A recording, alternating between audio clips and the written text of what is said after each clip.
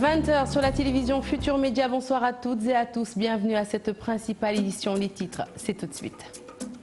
Tension au marché HLM, les commerçants contre l'implantation d'une foire. Ils accusent le maire d'avoir donné carte blanche à la concurrence et menacent de déposer plainte. Interpellé, le maire étale son indignation et fustige des attaques à son encontre.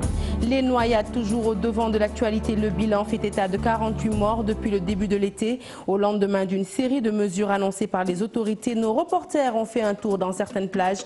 Maîtres nageurs, gendarmes ou encore parents décryptent la situation. Autre décryptage ce soir, celui d'Abdoulaye Der que nous accueillerons sur le plateau pour nous faire le point sur cette série de noyades. Et puis taux de croissance à 7,2%, déclaration du ministre du Budget, une croissance qui ne semble pas encore avoir des répercussions sur le panier de la ménagère. Le constat à Saint-Louis, dans un marché de la vieille ville. Élection au Mali, de l'électricité dans l'air, l'opposition crie à la fraude et rejette d'avance les résultats du scrutin malgré la validation des missions d'observation. La conférence de presse des membres de l'opposition malienne, ce sera dans ce journal avant la fin donc de cette édition. Voilà pour les titres. Le développement, c'est tout de suite.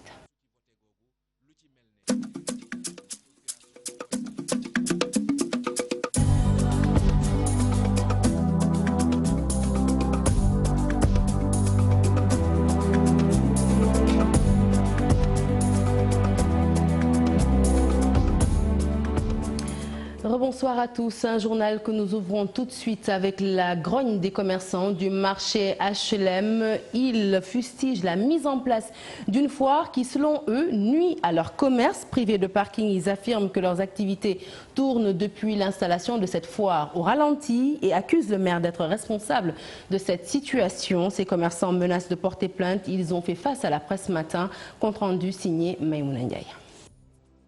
Des chapiteaux tout au long de l'avenue Cheikh Ahmadou Bamba, ces commerçants ne veulent plus de ce décor au marché HLM à l'approche des fêtes. Le président avait instruit ses services pour qu'ils puissent quand même réglementer cette situation. Ensuite, lors d'un conseil interministériel entre l'INACOA Diapo et la primature, le Premier ministre aussi avait instruit le ministre du Commerce pour qu'il puisse quand même aussi réglementer cette situation. Mais depuis lors, le maire persiste et incite. Une occupation jugée abusive. Le bureau national de l'UNACOA Diapo, section HLM, décide de ne plus payer les taxes municipales. Nous tous, ce que nous avons constaté, le maire des HLM Papsec a défié toutes les autorités, que ce soit étatiques, que ce soit les autorités spirituelles. Nous avons tous décidé, au nom du bureau national Iditiam et de l'ensemble des sections de Dakar, que ce soit les sections régionales, départementales, de suspendre toutes les taxes ici au niveau du marché HLM. Ces commerçants souhaitent par ailleurs l'ouverture d'une enquête pour tirer cette affaire au clair. Les gens disent qu'ils récoltent plus de 100 millions. La mairie récolte plus de 100 millions en plaçant des cantines un peu partout. Nous avons des sources sûres que cet argent n'est pas reversé au trésor. Nous demandons à l'État du Sénégal de mener une enquête pour situer les responsabilités. Est-ce que véritablement au niveau du trésor? L'Union nationale des commerçants et industriels du Sénégal, Diapo, dit épuiser tous les recours. Actuellement, elle réclame une seule chose, la réglementation du marché le plus tôt possible. Et tout de suite, la réaction du maire des HLM, Babacar Sadir Seck, exprime sa désolation. Il menace lui aussi de porter plainte si ses commerçants continuent de s'attaquer à sa personne. Nous l'écoutons toujours au micro de Maïmouna Ndiaye. Toutes les mairies organisent des foires. Ça fait partie aussi des prérogatives, des droits des maires. Nous n'organisons pas des foires pour nos maisons. Les commerçants et le maire, c'est des amis. Il ne faut pas que chaque fois, les mêmes personnes reviennent sur un point qu'on doit pouvoir dépasser. Mon conseiller financier, c'est le percepteur. S'ils veulent, eux, qu'on les envoie inspecter, mais ce n'est pas à eux de me juger. Et je ne leur permets plus qu'ils le sachent, n'importe qui. Celui qui a le courage, il n'a qu'à prendre la radio. Aujourd'hui, il prononce mon nom. Il dit que moi, j'ai fait un détournement où je reçois de l'argent que je garde au détriment, je porterai plainte contre cette personne. En digression encore, ils disent un problème de stationnement, ils n'ont pas où stationner le véhicule. Ça aussi, ils doivent remercier le maire. Parce que si on va jusqu'à parler de stationnement, c'est le maire. Un autre mouvement d'humeur, cette fois-ci au marché Mamdiara de Pikine. Sur place, les commerçants ont manifesté pour dire non à la démolition de leur marché situé sur l'emprise du terre. Ils exigent d'abord le recasement. Je vous propose d'écouter le porte-parole de ces commerçants, Ababacar Fall, interrogé par Salif Sow et Asmalik Diop. J'ai constaté une discrimination parce qu'il paraît à Thiaroye, on a donné une site et de l'argent. Nous, on ne nous a donné que de l'argent. Une maigre somme même. Des fois 200 000, des fois 300 000. Ça ne nous suffit pas pour régler notre place. Non, c'est pas normal. Il y a une discrimination. Premièrement, c'est ça notre cri de cœur. Ce qu'on veut, c'est qu'on nous donne une site. C'est ça qu'on veut. Mais non, n'importe quel site. Parce que nous, on ne peut pas rester, nous sommes des pères de famille. On ne peut pas rester comme ça. Prendre notre place sans nous donner une site, c'est pas normal. Nous sommes depuis 27 ans ici. Depuis 27 ans, nous sommes ici. On nous a dit qu'on nous donne de 200 000, 300 000. Vous aurez constaté que cette somme ne nous suffit pas. Le nombre. Parce qu'on a envoyé les délégués nous ont dit qu'ils vont nous recaser tous. Je n'ai rien vu. On n'a rien vu jusqu'à présent. Et nous quittons Pikine, destination Saint-Louis. Les syndicalistes de l'hôpital régional ont organisé un sit-in ce mercredi. Ils réclament la lumière sur des centaines de millions qui auraient été investis dans la structure sanitaire et accusent le directeur général de gestion nébuleuse pour ces travailleurs. Beaucoup de services ne fonctionnent plus. Voici Moustapha Diop, chargé des revendications. Ses propos sont recueillis par Ousseynou Diop et Habib Sek. Il y a une mauvaise prise en charge des populations. Si vous venez au laboratoire, il n'y a pas d'analyse. Au niveau de la radiographie, pour faire une échographie ou un scanner, tu es obligé d'aller jusqu'à Louga ou au centre de santé, de Soumangom ou à l'infirmerie Nord. Alors que l'hôpital de Saint-Louis est un hôpital de référence. C'est l'hôpital de Louga qui devait nous référer des malades. Mais actuellement, nous référons nos malades au niveau de l'hôpital de Louga. Et actuellement, ils sont débordés. Ils ne peuvent pas prendre en charge tous nos malades. Donc ils sont en train, vous faites un scanner aujourd'hui, vous êtes obligé de rester pendant 15 jours pour obtenir vos résultats. Ça, c'est autre chose. L'hôpital a reçu 844 millions pour renouveler le plateau technique. Mais actuellement, si vous entrez dans les services, le matériel est vétus parce que le matériel acheté n'est pas de bonne qualité. Au niveau de la radio, on a acheté un appareil à 110 millions qui n'arrive jusqu'à présent pas à marcher. Donc pour faire une radiographie du rachis simple, il faut sortir de l'hôpital et aller ailleurs. Autre chose, il y a un manque total de transparence dans la gestion.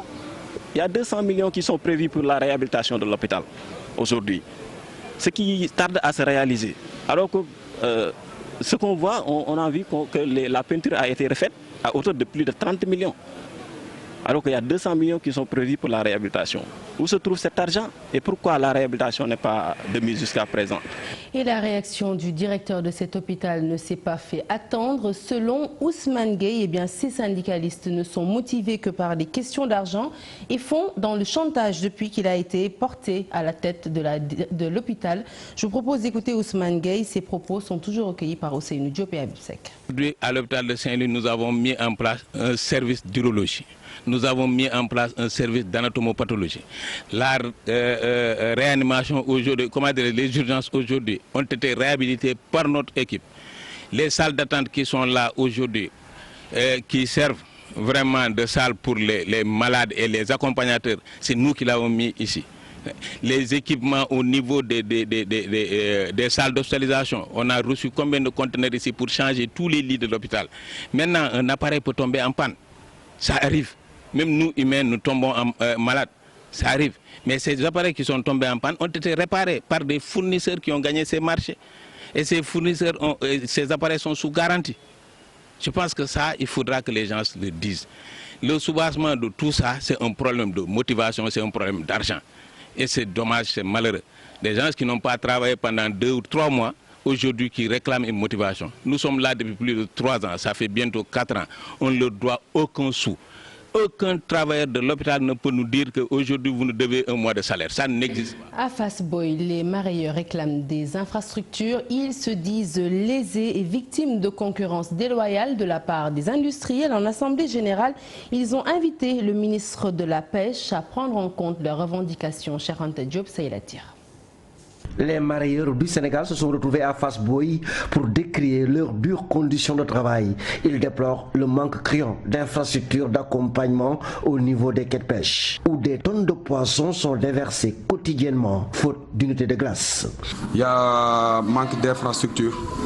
Les conditions de travail ne sont pas bonnes. On a un problème d'infrastructure, les quais de pêche, manque de glace. Les mareyeurs, leur principal problème, la manière dont on travaille avec les usines. Ces mareyeurs déplorent particulièrement l'agression dont ils font l'objet de la part des industriels qui leur livrent une concurrence déloyale et demandent à l'État de mettre de l'ordre dans le secteur. On n'est pas là pour s'opposer à qui que ce soit, mais je pense qu'en démocratie, quiconque a le droit de défendre ses intérêts. Donc on est venu pour assainir le milieu parce qu'il y a énormément de difficultés. Nous, on appelle à l'État de faire une descente. Là, il saura qui sont les mareyeurs. Ces gens de mer comptent désormais parler d'une seule voix. C'est pourquoi ils ont mis sur pied une fédération nationale qui va agir au nom de tous les mareyeurs du Sénégal. L'actualité est marquée encore et toujours par une série de noyades. Au total, ce sont plus de 48 personnes qui ont péri dans les eaux depuis le début de l'été. Au lendemain d'une série de mesures annoncées par les autorités, nos reporters se sont rendus sur 2 plages. Un constat, les baignades sur place se font sous surveillance. Toutefois, ces surveillants de plage demandent plus de moyens, Fatima Ba.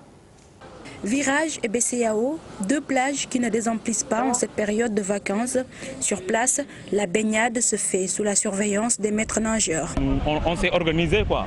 On a fait des balises à gauche, à droite pour permettre aux baigneurs d'être au milieu. Comme ça, on pourra faire notre boulot correctement quoi. Il y a des façons de sécuriser les plages en faisant une barrière de briques à 200 mètres de la plage pour freiner les vagues. Ceci peut diminuer quand même les cas de noyade qui existent aujourd'hui dans ces plages. Et en même temps d'éclairer les plages. Il n'y a pas de lumière. Tout ça, ça entre dans la sécurisation des plages. Faute de moyens, ces sauveteurs ne peuvent pas faire leur travail convenablement. La présence de la gendarmerie saluée. Des fois, il y a une patrouille de la gendarmerie qui vient ici. Ce matin, ils étaient ici ce matin. Normalement war nañ am ay scooters de sauvage ay scooters yoo xam ne dañuy taal scooter bi dem sauver jëli leen wax nga yu bëri ay matériels yu bëri soxla nañ ko quoi te amuñu ko ñu ngi liggéey seen liggéey ni ñu koy defee nice na franchement ñu ngi liggéey quoi parce que ñu ngi fiy wàcc tout le temps nuyu bi raxas booy tuxkatu boo nee xam nga ñi xamante ne fii ay booy yoo xamante dañuy fanaan fii fàqal ça fait longtemps dëkkuñu fi. Ils ont entre 8 et 15 ans, des enfants qui veulent profiter des vacances et qui donc respectent les consignes des maîtres nageurs.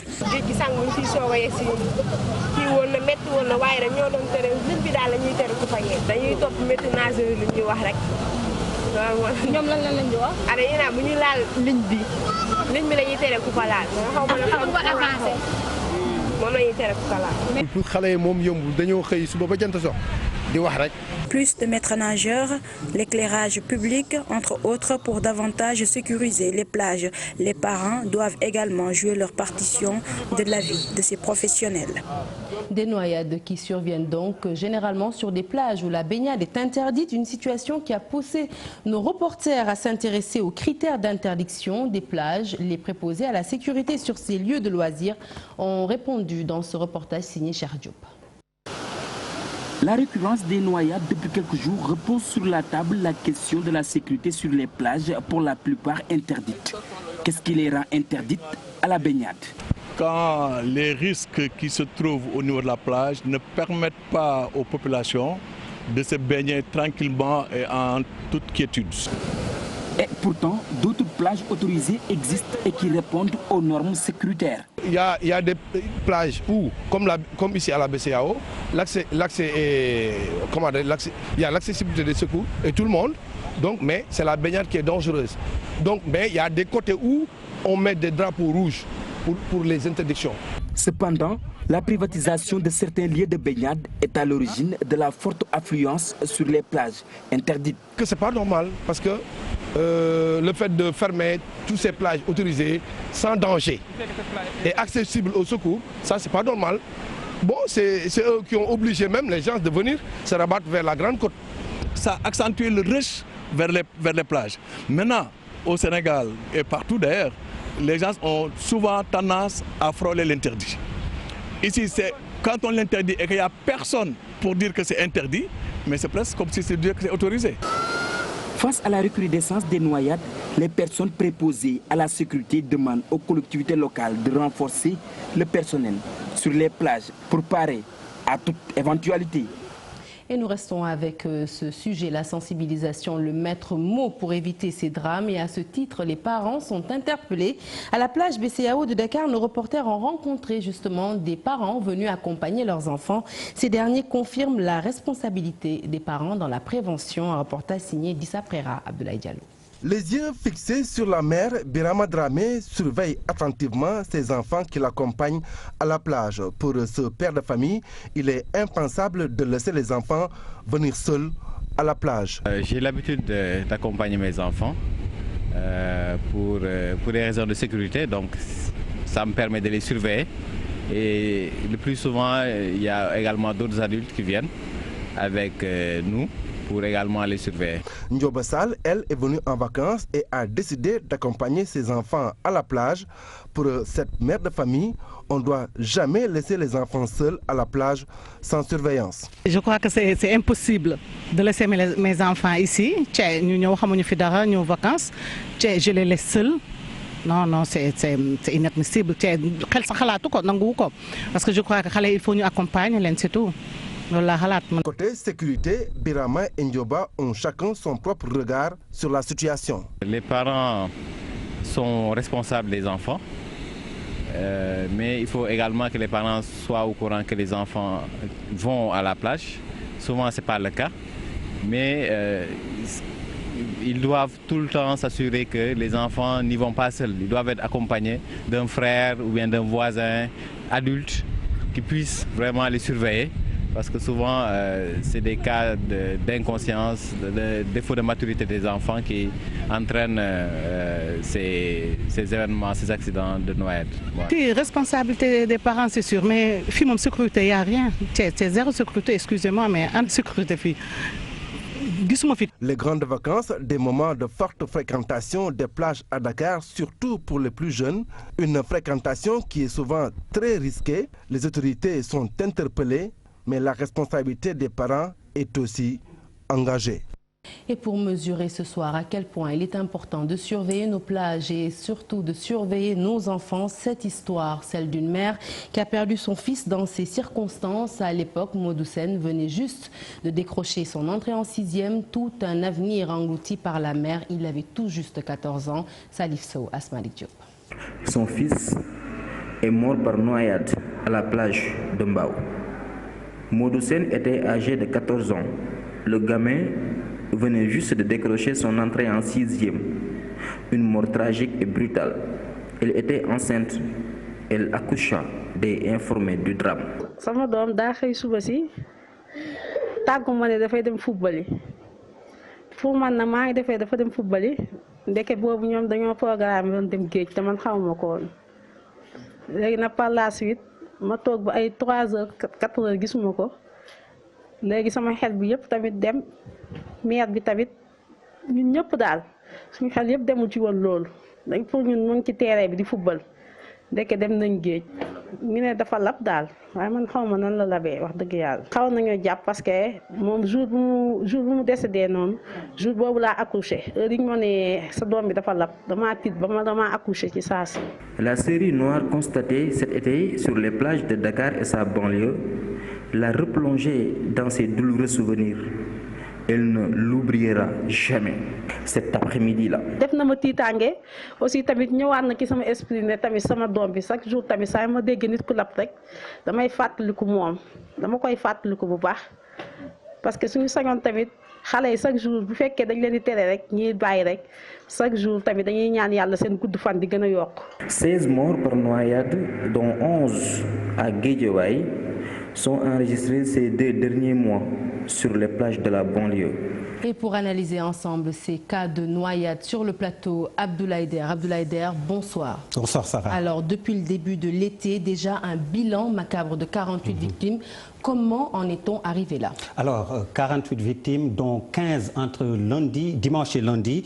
Vous savez, ce sont les grandes vacances. Les enfants ne sont pas occupés. Et il y a beaucoup d'adultes qui sont également dans ce cas. La promiscuité à Dakar, dans la banlieue, dans certaines banlieues en tout cas, le manque d'espace, de loisirs. Le résultat, c'est le rush vers les plages et malheureusement, ce qui arrive. Alors, une idée ce soir de cette cartographie. On sait qu'on a une très grande côte, des plages un peu partout, de Saint-Louis jusqu'à Dakar, en passant par la petite côte. Une idée de cette cartographie des victimes? Comme vous le devinez aisément, à Dakar, c'est la banlieue qui paie le plus lourd tribut. Mbour également, avec des victimes qui viennent souvent de Thiès. Nous avons Mboro, avec des victimes qui viennent de Tivaouane. Potou-Léona, c'est toujours sur la grande côte comme vous dites. Les victimes là-bas viennent en général de Louga. Mais ce qui est important à retenir, c'est les week-ends de fin de mois. On a des pics, surtout des VSD maintenant, vendredi, samedi, dimanche. Autre chose à retenir sur les facteurs, les lendemains de proclamation de résultats de BFM et de baccalauréat, comme nous l'avons vu sur le reportage, les élèves vont décompresser immédiatement. Attention également au dernier week-end d'ouverture des classes. Alors la responsabilité, on en vient à la responsabilité. On l'a vu dans le reportage, les maîtres nageurs sont engagés, les parents sont aussi interpellés. Quelle est la responsabilité des uns et des autres dans ce Nous avons l'administration centrale, l'État, qui a un rôle de préparation, de prévention donc, de préparer l'été avec en général un CRD dès le mois de mai. Avec ce CRD, il faut mettre en place les patrouilles de la gendarmerie, c'est en général la cavalerie avec les chevaux, mais également il y a les quads, donc ils sont motorisés. Là, c'est pour renforcer la surveillance des plages interdites. Il y a également à mettre en place dans le dispositif de prévention prépositionnés, je vais dire, les sapeurs-pompiers avec les Zodiacs pour intervenir le plus rapidement possible. Nous avons également, au-delà de cela, les mairies qui ont aussi pour rôle de mettre à disposition dès le 1er juin des maîtres nageurs au niveau des plages et également faire le balisage pour que les gens puissent savoir où s'arrêter en cas de baignade. L'autre chose, on l'a vu dans le reportage, les parents. Il faut sensibiliser les enfants, il faut les éduquer, les sensibiliser, les surveiller. Il ne faut pas laisser les enfants aller à la plage sans accompagnement.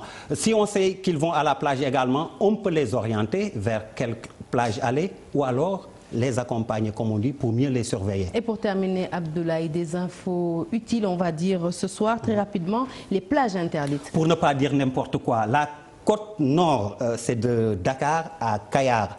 La baignade est strictement interdite, sauf deux exceptions, c'est pour Cambérène et pour Yoff, la grande côte nord donc.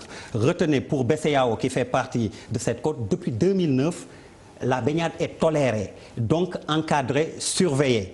Pour ce qui est des plages autorisées, c'est la côte ouest, cela va de Anse-Bernard à Ngor, avec à l'époque Koussoum qui était interdite, mais pour d'autres raisons, des raisons environnementales, je vais dire, mais il n'y a plus d'interdiction donc. Merci beaucoup Abdoulaye Der pour toutes ces précisions. Nous parlons finances à présent avec cette déclaration du ministre du Budget autour du taux de croissance de notre pays, un taux de croissance qui avoisine les 7,2% depuis 2017 selon Birima Mangara. Eh bien cette croissance annoncée ne semble pas avoir encore impacté le panier de la ménagère. En tout cas à Saint-Louis, les femmes rencontrées n'ont pas senti cette hausse et parlent d'un quotidien difficile. Ousseynou Diop. Au Sénégal, le taux de croissance a atteint 7,2% en 2017, selon le ministre en charge du budget, un taux qui ne se reflète pas du tout sur le panier de la ménagère. À Saint-Louis, beaucoup de femmes rencontrées pensent que la vie est très difficile. On n'a rien senti. Franchement, la vie est plus que chère. On parle de croissance, mais ça ne reflète pas sur la vie des Sénégalais. En tout cas, moi, je sais que la vie est dure. Nous, les personnes démunies, nous sommes très fatigués. Sénégal, wow. Au Sénégal, les populations sont fatiguées. Sincèrement, la vie est très chère. Il est aussi très difficile de trouver de l'argent pour faire face à tous les besoins. La vie était plus agréable avant que ces temps-ci. Pour ces mères de famille, les dépenses sont énormes, surtout pendant la saison des pluies. Tout le monde sait que les prix des denrées alimentaires sont à la hausse, même si on veut nous faire croire le contraire, qu'il y a de la croissance. Mais il y a quelques mois, je pouvais acheter des légumes à 15 000 francs CFA pour les revendre dans la journée. Tel n'est plus le cas présentement. Il faut dépenser plus de 30 000 francs. Aujourd'hui, les bénéfices de la croissance économique tardent à se faire ressentir dans les ménages, surtout dans la capitale du Nord. Les Saint-Louisiennes rencontrés dans les différents marchés de la vieille ville n'ont pas senti la hausse de la croissance économique de notre pays. Vraiment, la vie est très difficile ces temps-ci, mais nous sommes en bonne santé et il y a la paix au Sénégal. Donc, même si la vie est chère, on rend grâce à Dieu.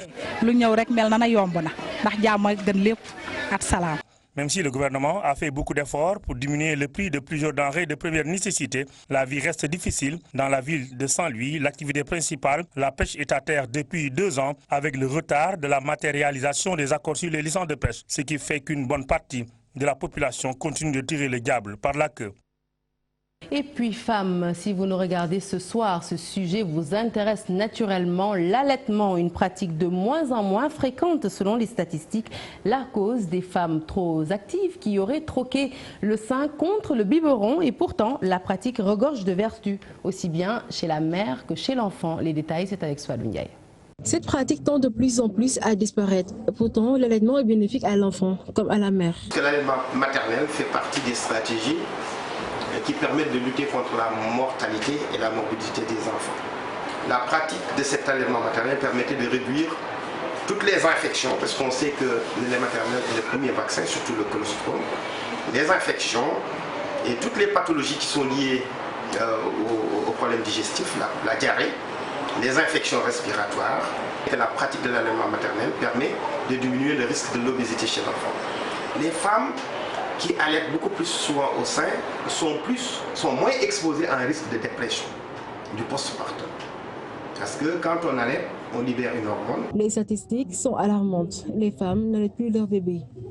Toutefois, cette mère de famille refuse de suivre cet exemple. Elle donne toujours le sein à son enfant de 9 mois. Je me lève tôt le matin vers 5 heures pour allaiter mon bébé avant d'aller au travail.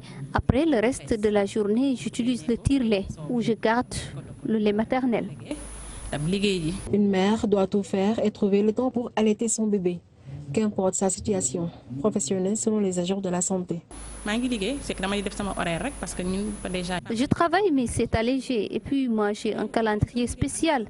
Et puis il faut savoir également quand un enfant tète, il y a cette affection entre l'enfant et sa maman. C'est des moments vraiment. Les conséquences de non-allaitement maternel sont d'ailleurs multiples et néfastes. On connaît également ces effets sur le risque de cancer du sein, et également du cancer de l'ovaire, ce qui est extrêmement important si on sait que ces 2 maladies tuent beaucoup les femmes. Et quand il y a mortalité maternelle, on a un risque beaucoup plus élevé également de mortalité infantile. Donner le sein à son bébé, un geste naturel au bienfait incommensurable. Et de la santé, nous passons à l'éducation pour parler du concours général dont la cérémonie de remise des prix est fixée à demain, jeudi 2 août. Le parrain de la cérémonie est le professeur Ibader Thiam, occasion saisie par la rédaction pour revenir sur le parcours de l'homme, un parcours semé de passion, de courage, mais aussi d'abnégation. Ibou Diouf. L'homme a consacré toute sa vie à l'éducation, à l'histoire et à la recherche. Le professeur Ibader Thiam, c'est aussi la grandeur d'un combat pour la démocratisation du savoir. L'homme intègre le monde de l'enseignement. Nous sommes en 1955. Il avait juste à l'époque 17 ans. Moi, je suis un pur produit de l'éducation parce que je suis entré dans l'enseignement avec le brevet. J'étais instituteur adjoint. Je suis ensuite passé instituteur ordinaire par la force du poignet en passant des concours, des examens, pardon. Je suis devenu instituteur ordinaire, je suis ensuite devenu professeur de CEG, puis professeur de lycée. Puis j'ai été ensuite faire le concours d'agrégation. Lorsque je l'ai réussi, je suis revenu, on m'a nommé directeur de l'école normale supérieure. Ça m'a permis de devenir maître de conférence, Puis ensuite, je suis devenu professeur titulaire. De 1955 à 2018, plus de 60 années de carrière, l'ancien ministre de l'Éducation a une certaine maîtrise du système éducatif sénégalais. Le hasard a voulu que pendant que j'étais ministre de l'Éducation nationale, le ministère de l'Enseignement supérieur a été déclaré vacant. Et on m'a nommé ministre de l'Éducation nationale et ministre de l'Enseignement supérieur. Je me suis donc retrouvé à la tête du ministère, un ministère qui allait depuis l'école maternelle jusqu'au niveau universitaire. Cette année, les organisateurs du concours général célèbrent l'ancien instituteur, devenu par la suite agrégé d'histoire. Ils ont besoin de personnalités à travers lesquelles s'identifier.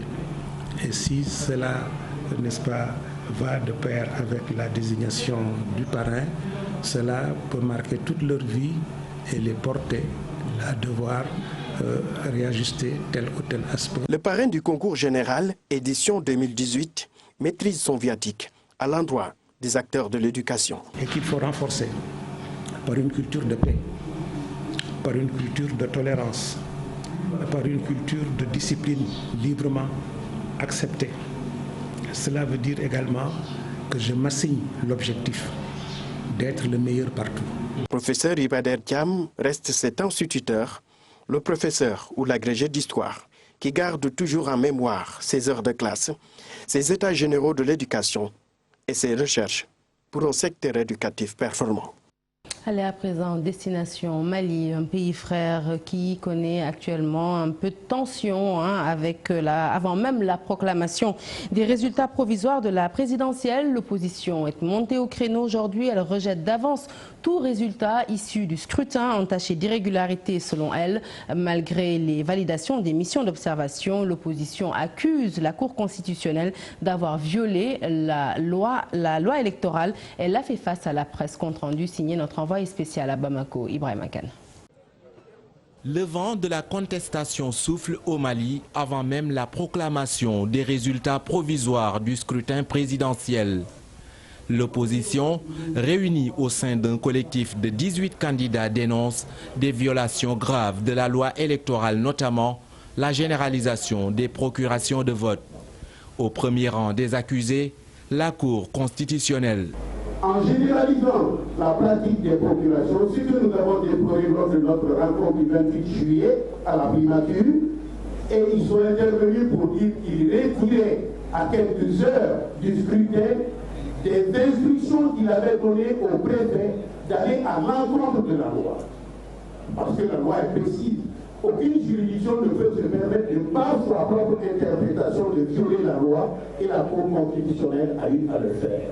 C'est pourquoi nous disons que cette Cour constitutionnelle s'est inscrite d'une manière un peu suspecte, sinon énigmatique, dans le processus électoral, parce que tout simplement, elle a délibérément violé la loi, elle a refusé de lire la loi et s'est égarée dans les interprétations quelque peu fantaisistes.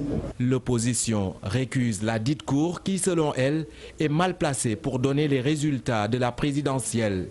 Des résultats entachés d'irrégularité qu'elle ne saurait accepter, dit-elle. Elle a violé la loi et elle permettra aussi que les candidats identifient la loi.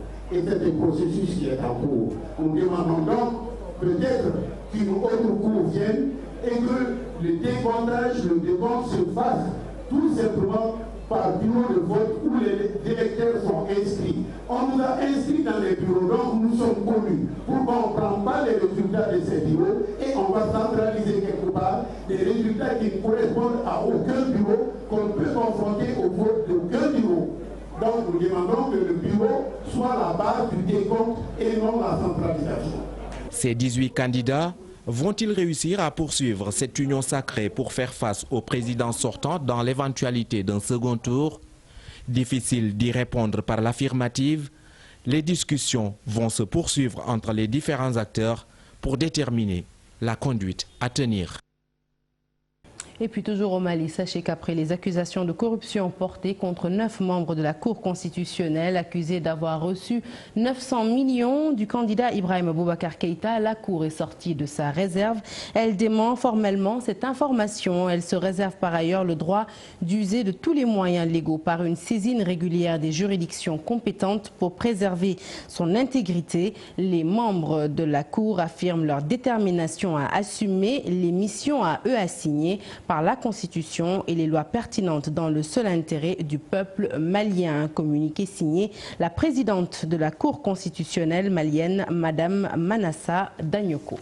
C'est parti pour le sport.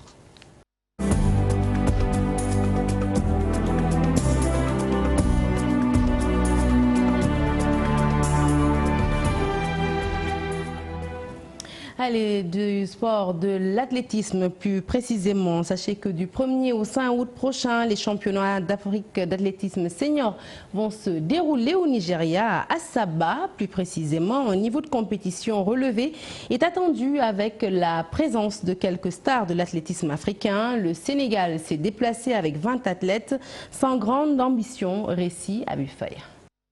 Ce mercredi à Asaba débute la 21e édition des championnats d'Afrique d'athlétisme senior. Une compétition qui s'annonce relevée avec la présence des grands pays de l'athlétisme africain et leurs grands noms, Genzebe Dibaba, Caster Semenya, Marie-Josée Talou, entre autres. Toutefois, les couacs enregistrés dans le déplacement des athlètes a quelque peu refroidi les ardeurs des observateurs sur l'attente des grandes performances et autres records. Le Sénégal est représenté au Nigeria par une vingtaine d'athlètes, avec comme tête d'affiche Nima Faye, Henri Banjaki. Réaliste sur le niveau actuel de l'athlétisme sénégalais, le directeur technique national Amadou Diaw espère juste des places en finale des épreuves pour ses protégés. 3 finales d'épreuves sont programmées ce mercredi, le poids, les 10 000 mètres et le marteau. La Sénégalaise Fatou Diakou, un des espoirs du pays au marteau, est attendu pour donner une première satisfaction. Et nous quittons les pistes pour le parquet play-off du championnat national 1 masculin. Les demi-finales allaient se jouer ce mercredi au Stadium Marius Ndiaye à l'affiche Duc Saint-Louis Basket Club à 16h et Douane Université Gaston Berger. Ce sera donc à 18h. Fin de ce journal. Merci de l'avoir suivi. Prochain rendez-vous de l'information, le tout en images à 0h, l'info qui se poursuit sur votre site www.igfm.sn. Excellente suite des programmes sur la TFM. Excellente soirée. À demain.